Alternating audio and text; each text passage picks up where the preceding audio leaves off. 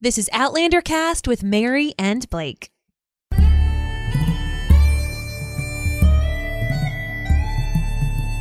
All the way from Cranston, Rhode Island, welcome to Outlander Cast. It's a podcast dedicated to the show and book on Stars. Sing me a song of a lass that is gone.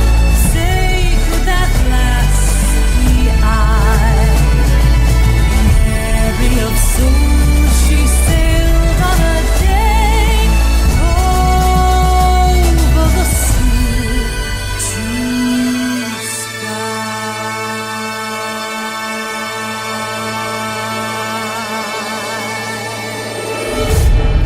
Hello, everyone, and welcome. My name's Mary Larson. My name is Blake, and I'm feeling generous today. Tell me. Feeling generous. Feeling the flow. I'm feeling the Droughtlander, and I hate it. I know, I get you. Which is why I'm feeling generous today. Because in celebration of Valentine's Day, celebration of President's Day, really, and getting over my heartbreak of the Super Bowl, I say, you know what? Let's give some Blake's Book Club away out for free. Okay. For free. All right. You know? So for those of you who don't know what Blake's Book Club is, you want to elaborate or do you want me? I can't. Fine. Okay. So, Blake. You started off like you were going to talk. I didn't know. So for those of you who don't know, I'm a book reader and show watcher, and Blake is generally just a show watcher. But during Droughtlander, he has decided to take on the first book of Outlander and do a chapter by chapter analysis, which are like little mini podcast episodes. Very informal, short little bites, but it's fun to kind of, whether you're rereading Outlander yourself or if you just want to feel like you're rereading it, but through Blake's eyes. It's fun. It's just a way to keep other Outlander fans company during the Droughtlander season, but it comes out only for patrons. So our patrons, if you go to Patreon, patreon.com/OutlanderCast, they're people who donate out of the goodness of their heart, literally like whatever they want to donate per month. And one of the perks of being a patron is they get these episodes. They get these bonus book club chapter by chapter, Blake's BBC, Blake's Book Club episodes because they're patrons. And we just figured, you know what? It's Droughtlander. We've been missing talking to all the members of our clan, and we want to give you a taste of it in case you yourself decide, you know what? I'd like to become a patron. Blake is going to be picking up the speed with his chapter by chapter analysis now that I no longer have the flu, and he doesn't have to watch the kids 24 hours a day. That was rough. That was rough. I love how you left that part out. I literally had the flu. You know, the one that everyone's talking about? Yep, I had it. So Blake stepped it up. I'd say for about 2 weeks straight, yeah, it was just me and children and work. It was a little crazy. All at the same time. So craziness. So if you enjoy this episode, feel free to check out Patreon and become a patron. As I said, for as little as $2 a month, which is like less than you spend on a cup of coffee. Right. You can, and it goes towards, because we've now been podcasting the day that we're recording this, February 21st. You want to know what showed up in my Facebook? What's that? Facebook Time Hop showed me, published our first podcast episode. Really? Parentcast. Oh my God, so that was our first started, podcast. Yeah, it was about parenting. So we have officially been 4 years ago. Like published podcasters 4 years ago today. It has been a hobby, and we have tried to keep up with the times with our technology and with our website and with our group and all of these different things. So the patrons especially help keep this train going. And so if you enjoy Outlander Cast, if you enjoy the clan, if you enjoy the content that we and our staff bring you, please think about becoming a patron. As I said, for as little as $2 a month, you're going to get these Blake's Book Club among other chapters, things too. Among other things. But this is just a way of us saying thank you to our patrons, and a possible thank you to, this is like an open house. Today's episode is an open house into the Blake's chapter by chapter analysis. And I chose this episode for a reason, because this was actually my favorite chapter of Outlander yet. Awesome. And it talks a lot about love and relationships. And in fact, it was chapter 25, Thou Shalt Not Suffer a Witch. Mm-hmm. I loved this chapter. Loved it. And stay tuned you're going to get the chapter right now, but stay tuned for after my analysis, because I do want to get Mary's opinion on that chapter and how everything goes along with relationships, because you'll find out I do mention Mary quite a bit in this analysis. I hope it's a good mention. It actually is a good mention. Good. Yay. Shows how little you listen to the BBC. Thank you very much. I haven't listened to this episode. You haven't published it yet. No, I did publish this one. Oh. This is the latest one. Oh, I was confused. I had the flu. So, yes, in fact, if you do like the upcoming analysis, please go to outlandercast.com. You'll actually see the advertisement for Blake's Book Club. You can click right on it. And if you do like it, you do want to become a patron, just click right on that and it will take you to the right place. But for now, my darling, are you ready to get into this amazing award-winning analysis? Yes. All right, let's do it.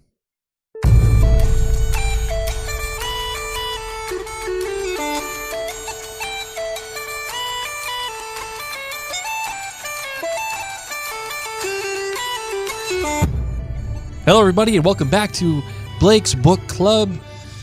For those of you who are following along as I record this, you will note that when I put this out, it is the night before the Super Bowl between the Patriots and the Eagles. And if you've been following me for a long time, you know how much of a Massachusetts guy I am and how much of a Patriots honk I truly am. So just understand that I'm quite nervous. And what I did after my kids went to sleep tonight, instead of being nerve-wracked and freaking out, I said, you know what? Screw it. We're going to read some Outlander to calm the nerves. And, of course, the chapter upon which I had laid my eyes was chapter 25, Thou Shalt Not Suffer a Witch to Live. I believe you, he said firmly. I did not understand it a bit. Not yet. But I believe you. Claire, I believe you. Listen to me. There's the truth between us, you and I. And whatever you tell me, I shall believe it. And that is my favorite part of this chapter. And in fact, I might even say my favorite part of this book so far. No, I'm not. I'm going to say, yeah. I'm going to do it. I'm going to go. I'm going to go all in on this one and say that it's my favorite part of this book so far.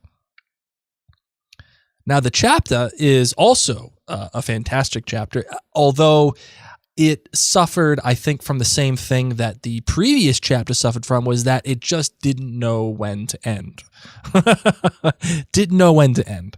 Again, Diana, I think, has written something that is really great here, but it just kept going and going and going and going. And I kind of wish, like the last chapter, it was at least split into, I would say, two. If it was split into two chapters, I think we'd be good. I think, well, you know what? Let's just do this. Let's do the 30-second recap. Essentially, Claire and Galus are captured by the mob. They're thrown into the thieves' hole. There's a trial, and we find out that Galus is actually pregnant with Dougal's kid. And we find out why she poisoned her husband. Galus did. And that Galus is in fact a Jacobite, and they've been siphoning money off of the rents and everything from Column to support the Jacobite cause. And eventually the trial goes on. Ned Gowan shows up to help get Claire taken care of. And then Jamie shows up and rescues Claire. And Galus confesses that she's a witch. And Claire realizes that Galus is actually from the future, given the smallpox vaccination on her arm. And then we have a great part with Jamie and Claire when they both talk, and Claire confesses, and Jamie asks her if she's a witch, and they bring her to Craig Nadoon, and she asks, and Jamie gives her the option to go back, and she chooses not, and so on and so forth. And then they realize it's time to go home back to Lallybrock. So that is the 30-second, maybe 40-second recap, whatever. I'm not even sure how long it is. You know, I've realized that these 30-second recaps never go 30 seconds. I don't even know why I call it 30 seconds. Maybe I should just call it the minute recap from now on. I like that, the minute recap. So this chapter is funny because there's so much good in this chapter. And as much as I disliked the last chapter, and as much as I disliked how long this chapter and how it felt like a long run-on sentence, if you know what I mean. And as the other chapter did, probably even more so, the last chapter. But this chapter was saved, in my opinion, because of what happens in it and the real growth that we see. And more importantly, a choice that Claire has to make.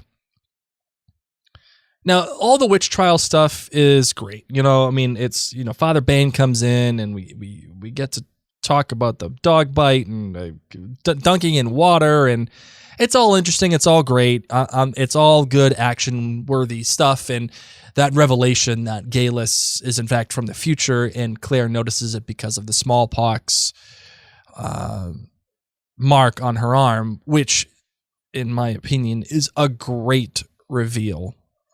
A fantastically written reveal, a well thought out reveal, something that I think that readers, I don't think saw coming, but at least they expected from Galus something that something was off with Galus. I think readers got the feeling that something was up with her. It wasn't that she was just a witch per se, but more like, I don't know, something just ain't right with her. But the fact that feeling pays off with this reveal of the smallpox and Claire seeing it, and how that smallpox reveal relates to Claire's profession and how that would be fresh in her mind given the time that Claire is from.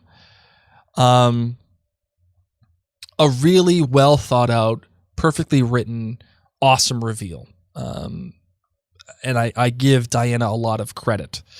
And I give Diana a lot of credit for the first part, meaning the witch trials, because Claire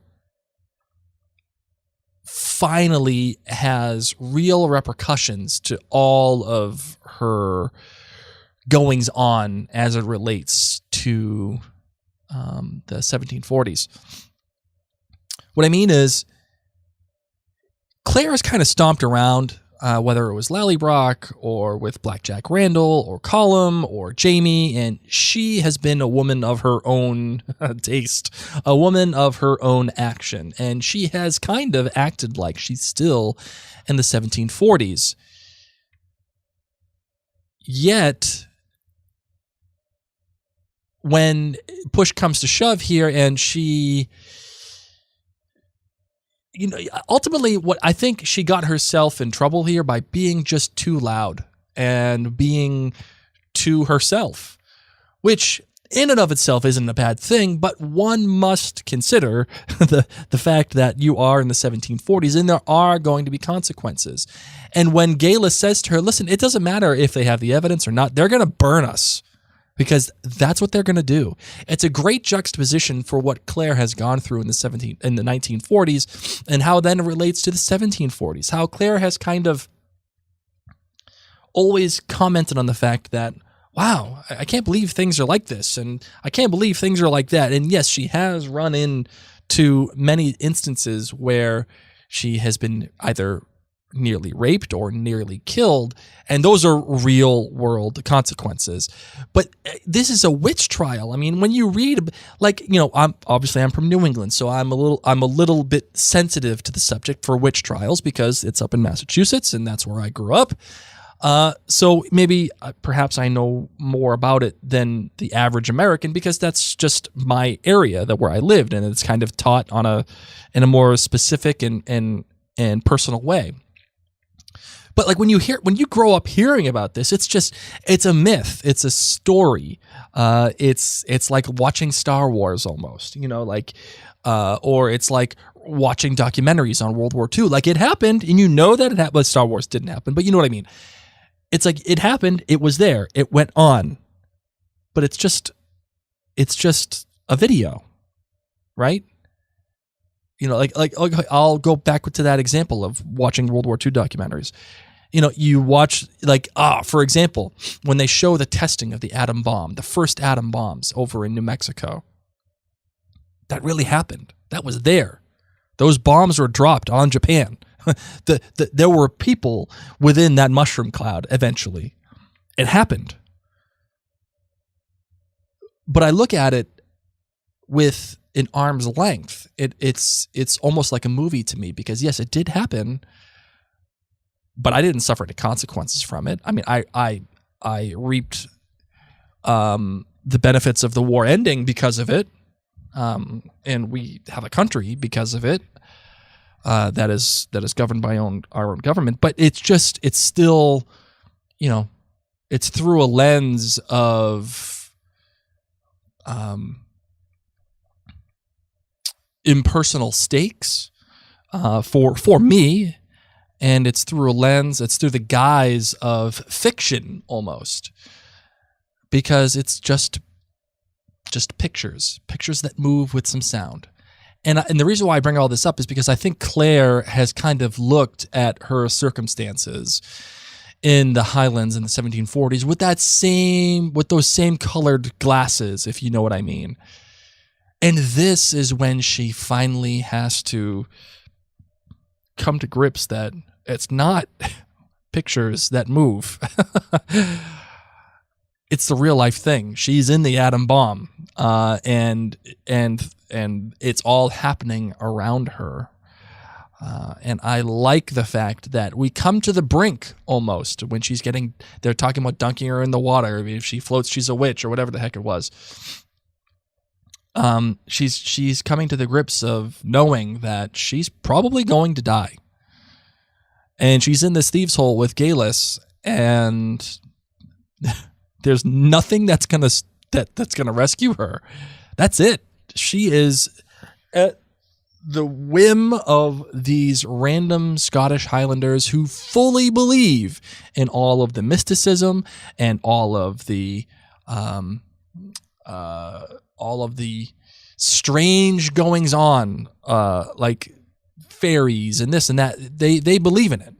All the superstition, it's real to them. And as crazy as it might seem to Claire, she is being subject to that. It's a great juxtaposition because we have a person who's a nurse who is very analytical, someone who is mathematical in her thinking, very logical in her thinking, and she gets thrown through these stones. And you would think that by being a nurse, putting herself in danger in World War II, that would be the greatest danger for her to perish. Yet here she is at the hands of people who are the exact opposite of her. People who believe in this superstition, people who believe in this mysticism and this mystic stuff. And she's going to die at the hands of these people. A pretty remarkable turn of events for Claire, and a pretty remarkable comparison for Claire, and an ironic demise. Yet, of course, we have Jamie come to the rescue and take her away. Now, oh, by the way, well, we'll get into that later. Like I said, the capturing of Claire, and then the witch trials and all, it's all interesting stuff. It's good, fun action stuff. It's great to see Ned Gowan and how he tries to get her defense on the fact that Claire is English, and they are blaming her ignorance on her Englishness, right? A relatively fair argument, as a matter of fact. And then, of course, we also have Gala sacrificing herself in the reveal. All great stuff. And that's where I think the chapter should end, upon that reveal. But it doesn't. We continue on. which again, I do question the editing of these past 2 chapters. I don't necessarily blame Diana for it. I blame the editor. They should know the flow and the feel and of how things are going. And I don't see them knowing the flow and the feel of these past couple of chapters. Anyway, the real beauty of this chapter, and I recall it in the show, is when after Jamie rescues Claire and they're riding alone and he's asking her if she's a witch. And,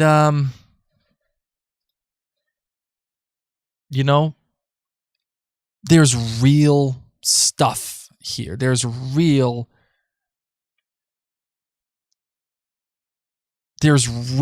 emotional stakes between these two. And it was absolutely beautiful. I couldn't stop reading this part. And that's why I call this my favorite part of the book so far.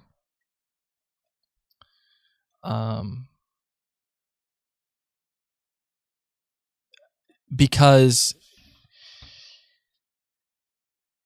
I find it a true definition and a true representation of what a good marriage needs. And for those of you who are married and who have long been married longer than me, I've been married to my wife now.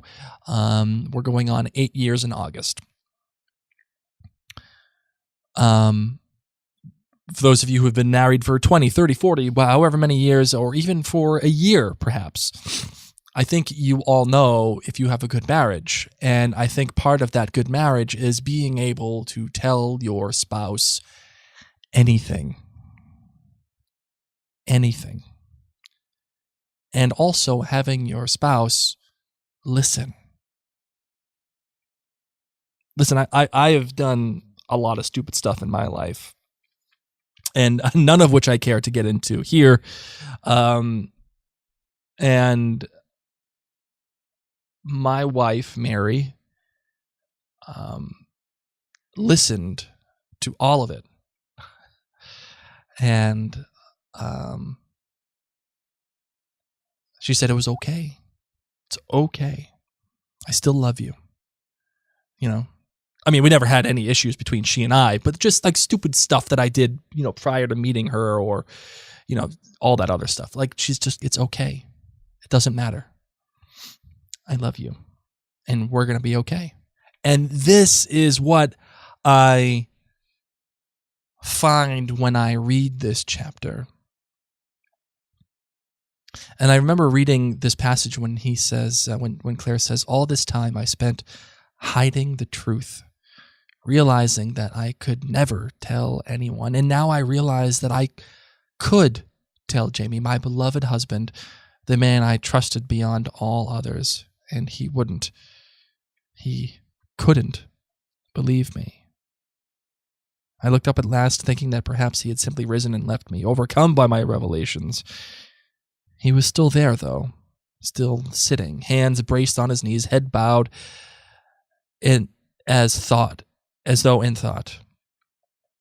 The hairs on his arms shone stiff as copper wires in firelight, though, and I realized they stood erect like the bristles on a dog. He was afraid of me. And then Jamie tells her that he believes her. I mean, can you even think that? Think of that. Think of the person you love most, you are married to. That person comes up to you and says, hey, babe, no, I'm not a witch. Thanks for asking. Appreciate you. But, there's this thing I haven't told you. Yeah, I'm from 2437, right? Or, apples to apples. I mean, let's just call it what it is. I'm from 2218. That's where I'm from. We got flying cars, all that Back to the Future stuff that actually really happens. All this stuff. And by the way, don't go to war. Stay out of the war because you're all going to die. And so about that. I mean, could you even imagine that? Like, you would look at that person and be like, did you... I would say, am I taking crazy pills? Like, I'd be like Will Ferrell in Zoolander. I would ask them if they took their pills.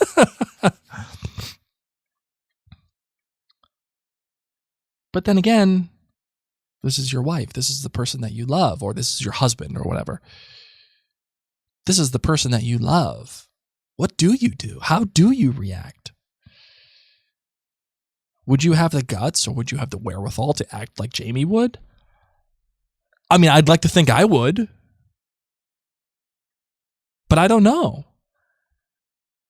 And I can honestly tell you, as I read this passage, all this time spent hiding the truth, realizing that I could never tell anyone, and now I realized that I could tell Jamie, my beloved husband, the man I trusted with all the others, and he wouldn't, and he couldn't believe me. I legitimately started to tear up. Legitimately. Like, whoa. This was the first time this book really, really affected me.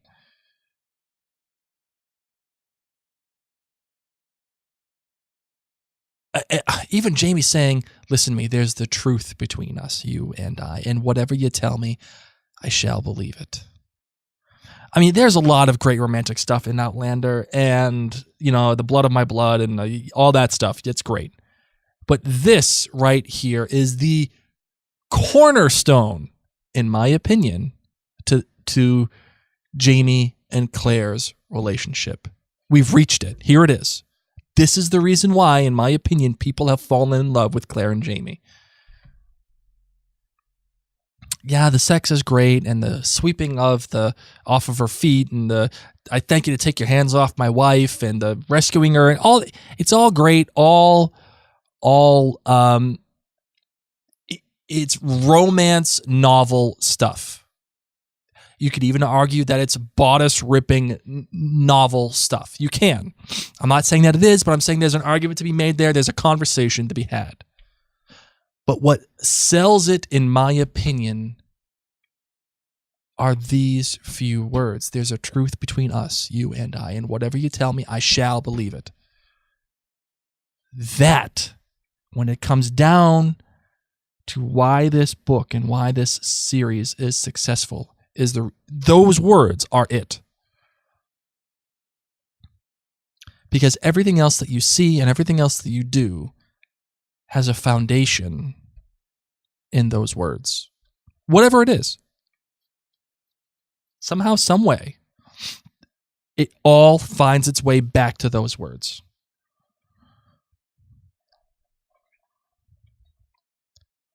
It's really unbelievable. It's so fantastically written that I can see why people propelled themselves into continuing to read the series. Well, especially the book, but continuing to propel the series and read the series and consume it at such a visceral rate, because that is a core function of humanity. Those words, trust and love. It's very basic.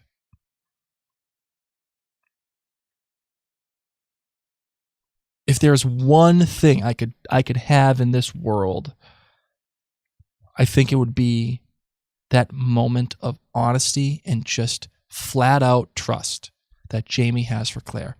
Listen, I don't get it. I don't think I ever will. I'm not sure if I can, but I believe you. I get it. I'm not going anywhere. I'm right here.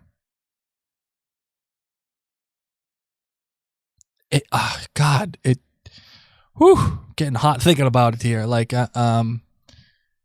it's breathtaking. It really is. And I remember watching that on a show and understanding why people loved Jamie at that point because it's I don't know, it's just remarkable, truly.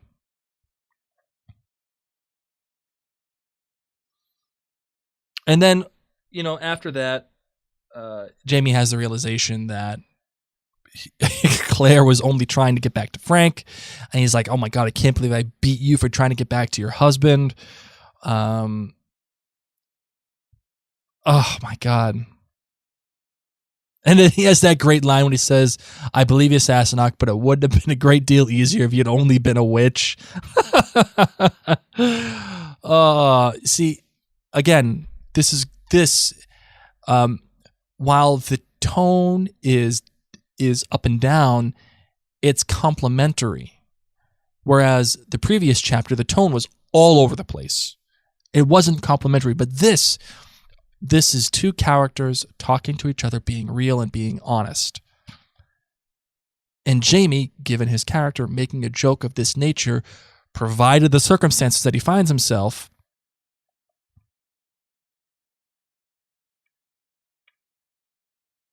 it matches perfectly to his character.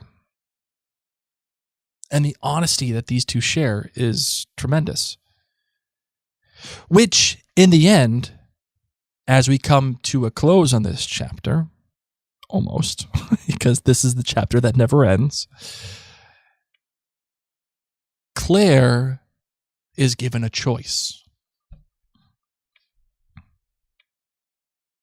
I swallowed hard. I had tried for nearly 6 months to reach this place. Now that I was here at last, I wanted to be anywhere else. Claire is brought back to Cregnadoon. Jamie is the one who does it.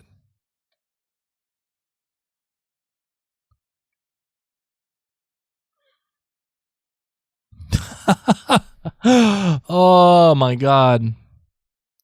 And how she kind of like disappears into the stones, and the sun stopped rolling behind my eyes at last, and the shriek faded out of my ears. There was another persistent noise, Jamie calling my name.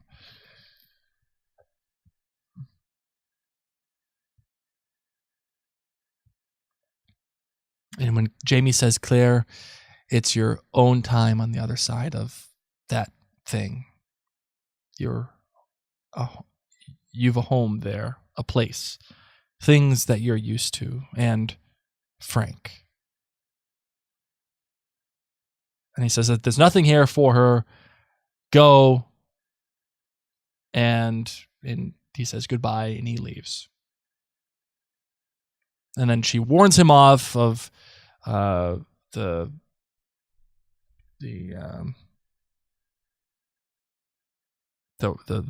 war, and oh my God.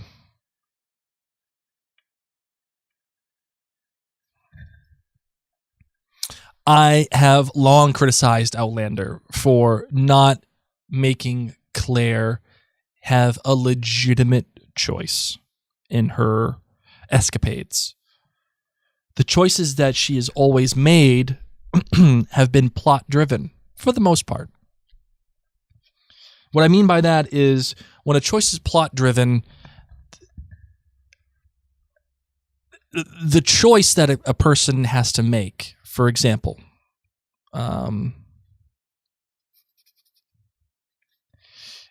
let's say, for the sake of argument, Claire decides, or someone's given a choice to kill Claire, and then they choose not to. Well, we know that Claire's not going to die in the story right now. We know that she's not going to, because the plot demands that she live. So something either has to happen, or there's no real choice there. But Claire, in this instance, does have a choice. Can the story go on if she chooses to go back to Frank? Yeah, it can. In fact, it does happen later on in the next book. It does happen. Claire does go back to Frank. She chooses, well, Jamie kind of chooses for her, but whatever the logic, she does go back and the story continues. Claire has a choice, a legitimate choice, one that she loses one thing if she chooses one way and loses another if she chooses another way. Both are viable options. She chooses to either stay in the 1740s and be with Jamie, or she chooses to go back to her husband, the person that she has wanted to be with this whole entire time, and go back to Frank. Even Jamie gives her this choice and lays it out to her. You have a home there, a place, the things that you're used to, and Frank. Now,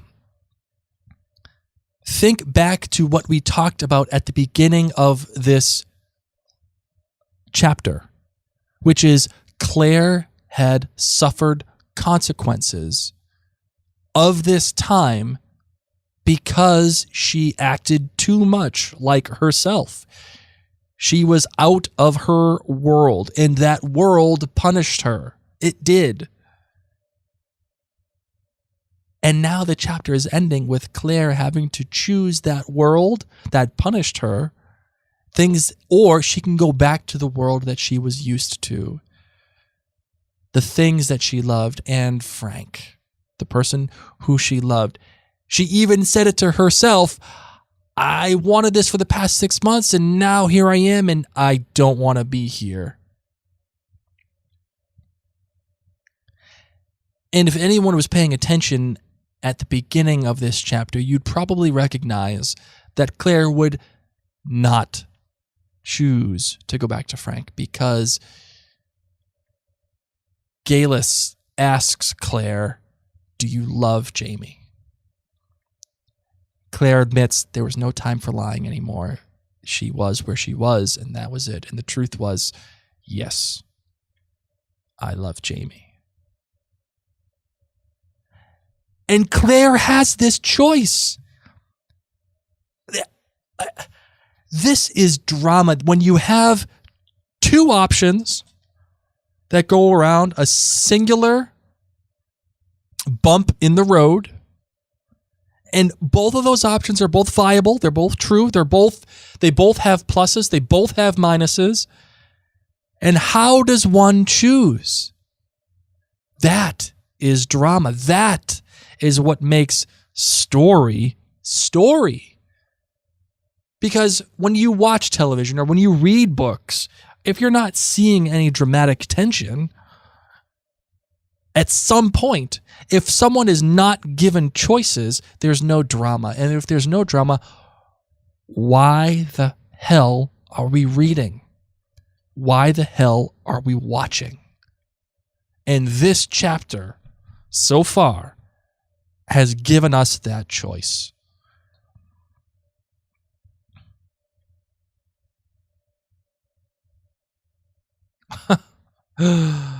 Oh my God.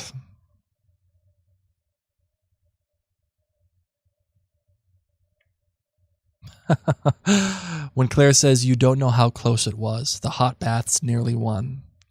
And I wept then and shook a little because the choice was so freshly made. And because my joy for the man I held in my arms was mingled with a tearing grief for the man I would never see again. Oh my God, that is a pants off moment. I mean, that is straight up Outlander porn right there. Like, wow. Diana lays it out for you right there. It's perfect. God damn, this chapter was so freaking good. So good. I mean, it was long, and it was a long run-on sentence. It really was. But the meat of this chapter was just so good. It was remarkable. So that is this chapter. 33 minutes into it, I've realized I should probably stop talking. So at any rate, that was this chapter, and of course they end up going off to Lally Brock, and that's that. But wow, man, this chapter was so good. Like, I almost had to reread all the parts that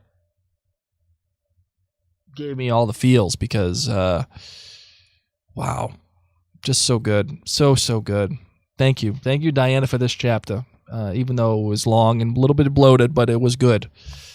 And thank you for that emotionality. And I would love to know how you guys relate to this chapter, because I know for me, I related to the fact that Jamie accepted whatever Claire had to say without question and was happy to do it because he loved her. And that was that. I get it. No problem. I love you. We're moving on. And then he chooses to take her to Craignadoon. Oh, God damn. God damn this chapter. Whew, boy, I'm sweating just thinking about it. And I can honestly tell you that my mind has finally been taken off of the Super Bowl for at least a good now 30, almost 35 minutes. Thank you very much for that. We'll see what happens. I'm calling a Patriots victory, and I'm going to say, 24-17 for those of you keeping track. 24-17, Patriots win. We'll see what happens. Because Tom Brady's a god. He can do anything. Tom Brady can do that. He can do anything. So I bet you Tom Brady would believe Giselle if she said anything. If she said she was from the future, he totally would. Of course he would. He's Tom Brady. I bet you Tom Brady would take Claire to Craignadoon too. That's okay. Anyway, thank you guys so much. Hopefully you like this chapter by chapter analysis. If you don't, please tell me why. If you think it sucks, I'll change it. If you think it's good, please tell me why. And as always, please keep commenting on the comments section. Again, I would love to hear how you relate to this chapter, and I would love to hear how much you love Tom Brady. Let's just be honest, okay? Thank you guys. Thank you so much, and I will see you next chapter for chapter 26 in my chapter by chapter analysis. Much love. Well, Marvin, that was my analysis. Love it. What do you think? You like it? Yes. It wasn't all that bad, right? No, it wasn't. I feel like wicked smart doing that. You did done good, kid. You did done good. And I hope you, the listener, enjoyed this too as well. Like I said, I really did love this chapter. And it did remind me a lot of my own marriage with Mary. Just coming to terms with what it takes to have a good marriage. What it takes to be completely honest with your spouse. Mm-hmm. And when Claire shows up and tells Jamie, so I'm from the future, FYI. And Jamie just says, okay. Yes. Cool. It's just so funny because, when we started our early courtship and then as we got engaged and we became married, it's a remarkable, granted, I never had to tell you I was a witch, nor did you ever have to tell me you were a warlock or a time traveler. Even though it would have been really cool if you said that you were Scottish. It's okay. I forgive you. If I had long flowing locks of red hair or I had abs of steel. But you do have a kilt, so we're good in that department. And I didn't eat a cupcake for 3 years. So, but nonetheless, some people feel like they have these skeletons in the closet that they feel like they can never get off their chest. They feel like, oh my God, I'm about to tell my significant other, my partner, that I'm a witch. Right. And they might not be okay not a with witch, that. but no, but you know what I mean? Like yeah. The equivalent of that. You might have baggage. You might be embarrassed by something. You might honestly be dealing with issues that you haven't really told a single person. You might have something in your history that you're embarrassed about, or that is really, really tough for you to come to grips with, even yourself. Mm-hmm. And then to be able to come and talk to your partner. And as you said, like one of the best things that people can do in any kind of relationship, it does not need to be marriage. I'm talking any kind of relationship, friendships, is to be there with open arms and say, all right, let's do this together. And that's what actually, as you heard, what I said when it came to you. Like, I've done stupid stuff in my life. Yes, you have. And I've said stupid things. Yes, you have. And I've come to you and I've said, and, I and love like, you, but yes. as I said it in the analysis, I don't necessarily want to get into all of it right now, as it's not entirely apropos. And it has nothing to do with our marriage. It's just stupid shit that I've done. And I've come to you and I've said, Mary, I've done X, Y, and Z. Thou shalt not be named right now. And I take a deep breath. And you take it and you say, okay. Yep. All right. You know, like I've always talked about how because I'm a Taurus like Jamie. You do know this, right? That this is what Tauruses do. We stick up for our herd, we stick up for our family, and but come mess with you, they get the horns. Well, I've always had this like this I don't want to say fantasy because it's not a fantasy, but like this daydream of like how far would my wife's understanding go? You know, like if I came up to her and I said, "Baby, I got a dead body in my car. What do I do?"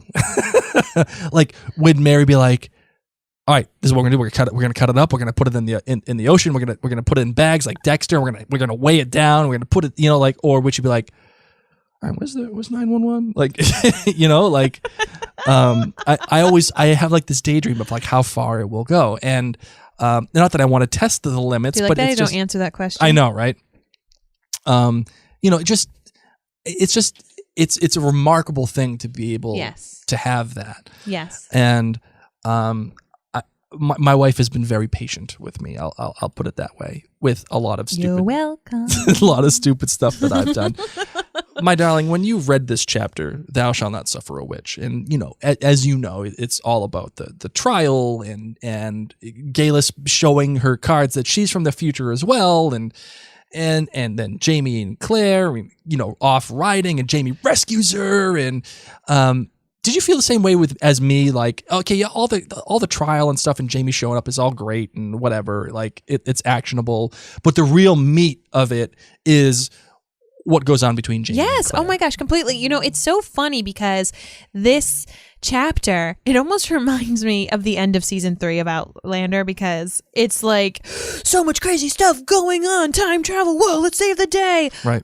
Okay, and then let's really focus on a relationship, and like big momentous things happen. So very exciting, fast paced. I remember reading it and just turning the pages quicker than I could digest it. Yep. You know, so because it was so exciting, but then once you really get to that point and you sit there and you say, really? That's how he reacted. Right. Okay, I'm gonna take a moment. I'm gonna put the book down and I'm gonna think on that for a minute. I was just on this crazy roller coaster ride of everything, of learning these things about Galis, about the witch trial, about being saved. And now I'm going to stop and digest this, because he took that in such great stride. Right. So yeah, I loved it. And then not only that, but then Jamie taking all that information and saying, "I understand," but taking her to the stones on top of that, and not telling her, and being like, "It's okay, you have a home and you have stuff that you're used to. Please go back to that. It's okay."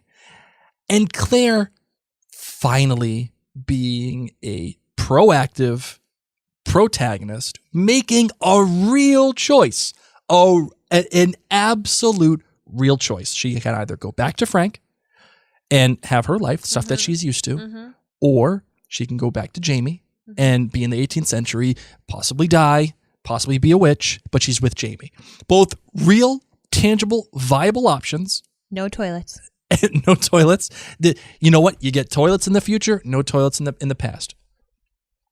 And although the story dictates that she make her choice to stay with Jamie, it kind of subverts our expectation of her wanting to go back to Frank, something that she established for a long time. Did you find the same kind of drama that I did in that choice, in that amazing one instance where Claire takes it into her own hands and I'm dictating my life? Yes. But when I first read it, I was just thinking more from Jamie's perspective, which sounds weird, I guess. What do you mean? Like, from his perspective, okay, I love this woman, but she says she's from the future. So maybe I'm tripping. Maybe if I Jamie go be tripping. and she chooses to go, it would really stink, but it'd be really cool to like know that people do travel through time. Maybe I'm calling her bluff to see if she's crazy, because I love her, but you know, she might be cray. So she might be cray. So I don't know. I guess I was just seeing it a lot from Jamie's perspective when I was reading it, just trying to figure out what would I do. I'd say, okay, great. I'm going to call your bluff. or I'm going to give you the choice. I mean, granted, of course, he's giving her the choice. He loves her. He doesn't want her to stay here. But there's also that little part of me, as I said, the first time reading it, I was like, are you for real? Really? Is this really what happens? Okay, you know what? I love you. I'm a little worried about your sanity. So, of course, we know that that's not really it. But that was my first reaction. Second reaction was more about, if you love something, you let it go. Right. And it comes on back because it loves you back too. So and sweet. So sweet. This was as I said in the analysis, this was the only chapter so far that has really affected me, like almost to the point of tears. Like I was tearing up while reading this chapter. And I get it. I get why people love this relationship. They love this love. Because it's I don't want to say it's real, but it's real within context. And it's real within the framework of this story. Yes. So, all right, my love, I think we're ready to close out. What do you think? Yes. All right, let's do it.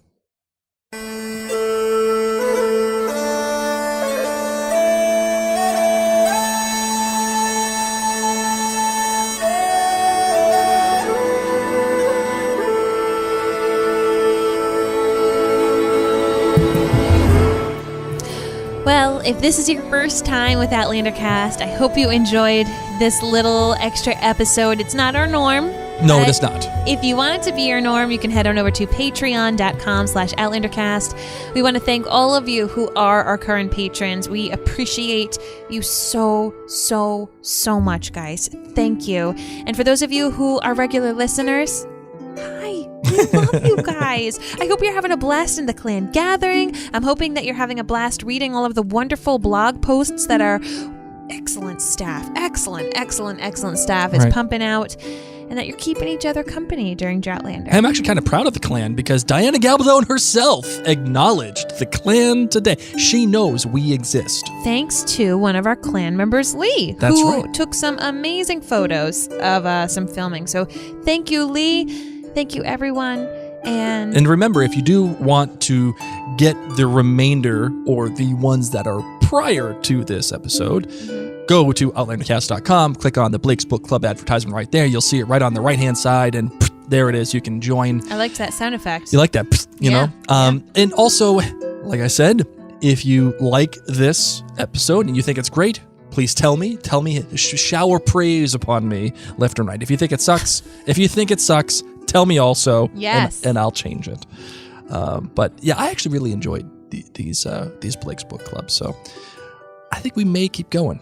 As a matter of fact, what does that mean? May keep going, meaning going into Voyager? Good. I don't know. Yes. I don't know. If you want Blake to go past Outlander, if you want him to keep on going to Dragonfly and Amber and Voyager, and you know what?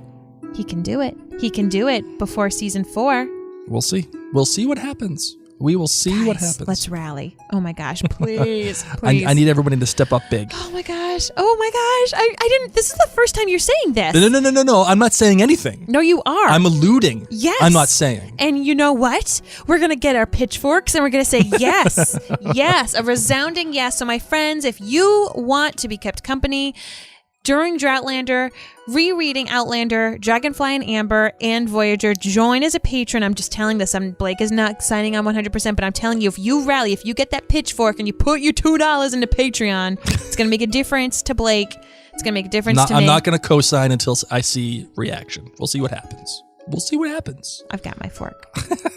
All right, guys. Thank you so much. Once again, my name's Mary. And I'm Blake. And you've been listening to Outlander Cast.